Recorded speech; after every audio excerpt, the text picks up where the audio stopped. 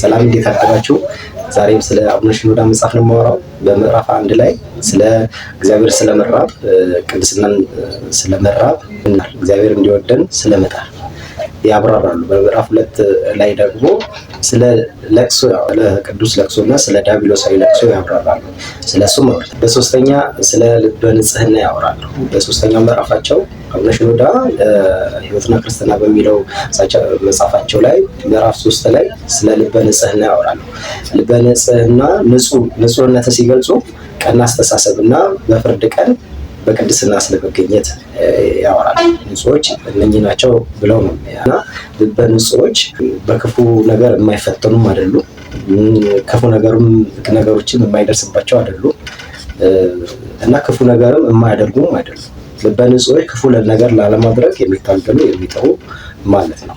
በቀና አስተሳሰብ ያላቸው በፍርድ ቀን በቅድስና ለመገኘት የሚጥሩ ማለት እንጂ ፈጽሞ ክፉ ነገር የማይሰሩ፣ ፈጽሞ የማይፈተኑ፣ ፈጽሞ በክፉ ነገር የማይፈተኑ፣ ፈጽሞ ሐዘን የማያገኛቸው ማለት አይደለም።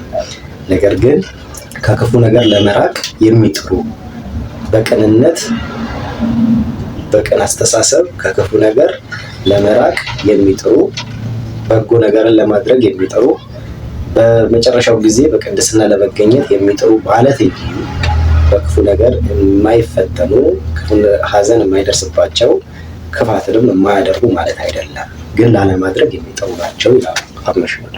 ማመን ከቅንነት ወይም ከልበ ንጽህና የሚመጣ ነው። አለማመን ውስጥ እግዚአብሔርን መጥላት አለ። መጠራጠር ውስጥ እግዚአብሔርን መጥላት አለ። ሰው አላመንም ማለት አያምንም ማለት እግዚአብሔርን ይጠላዋል ማለት ነው።